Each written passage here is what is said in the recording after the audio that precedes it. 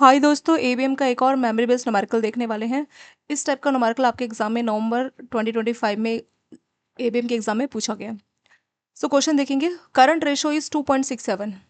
Current ratio 2.67 है किसी company का जिसमें करंट एसेट है आपका 8,000 और करंट लायबिलिटीज कितना है 3,000। Find the amount of additional borrowing required to make current ratio as 2। इस कंपनी का करंट रेशो 2.67 और वो चाहती है कि करंट रेशो रिड्यूस हो जाए, तो उसके लिए कितना बोरोविंग उनको करना पड़ेगा। तो दोस्तों पहले 2.67 देखेंगे कहाँ से आया।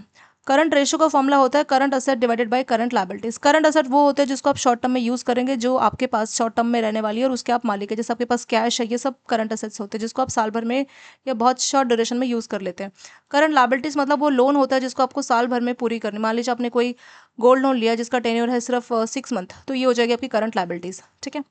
और ऐसी लॉन्ग टर्म लायबिलिटी होती है जो कि लंबे टाइम तक चलती है। जैसे आपने हाउसिंग लोन लिया मान लीजिए 30 ईयर्स का, तो ये लॉन्ग टर्म होगी। और पर्सनल लोन लिया आपने 7 ईयर्स का, ये लॉन्ग टर्म। तो लायबिलिटीज दो टाइप की होती है, current liabilities, long term liabilities. Current liabilities जो हमें साल भर में रिपे करनी होती है, और लॉन्ग टर्म जो 1 साल से ज़्यादा चलती है। सेम ऐसी करंट असेट होते हैं, जो चीज़ आपके पास शॉर्ट टर्म में रहेंगी वो होते हैं आपके करंट असेट्स। और ऐसे एक होते हैं लॉन्ग टर्म असेट जो आपके पास लॉन्ग टर्म तक रहेंगे, यानी कई सालों तक। जो चीज़ जैसे आपका घर है, आपकी कोई प्रॉपर्टी जो कई साल तक आपके पास रहेगी, वो होंगे आपके लॉन्ग टर्म असेट। चलिए, अगर आप इनको डिवाइड करेंगे करंट एसेट और करंट लायबिलिटी, यानी 8,000 को अगर आप 3,000 से डिवाइड करेंगे तो कितना आएगा 2.67 आएगा। ठीक है, तो वो तो हमें दिया ही गया। हमें बताना है कि कितना एक्स्ट्रा बोरोविंग करनी चाहिए। बोरोविंग मतलब होगा लोन यानी लायबिलिटी। लायबिलिटी में कितना ऐड करें कि ये करंट रेशो 2 बन जाए। ठीक है, तो फॉर्मूला लिखेंगे current asset divided by current liabilities is equal to current ratio. Current ratio कितना चाहिए, इनको चाहिए 2। तो करंट एसेट को तो एज इट इज रहने देंगे जो कि आपका 8,000। करंट लायबिलिटीज में हमें कुछ ऐड करना है। ठीक है, तो क्या ऐड करना है उसको एक्स मान लेते हैं। करंट लायबिलिटीज हमें दे रखी है कितनी 3,000 plus x is equal to 2। अब कुछ नहीं करना है, इसको हमें बस सॉल्व करना है।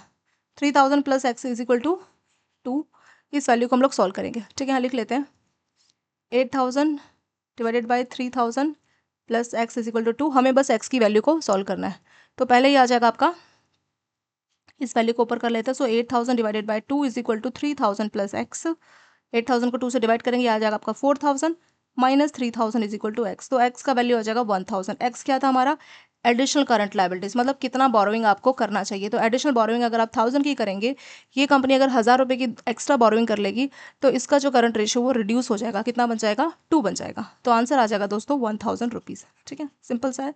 बस इसके लिए हमें फॉर्मूला याद होना चाहिए। करंट रेशियो का फॉर्मूला होता है current asset divided by current liabilities, और हमें करंट लायबिलिटीज में कुछ ऐड ऑन करना है, जिसकी वजह से करंट रेशियो क्या हो जाएगा आपका 2 इसमें हो जाएगा।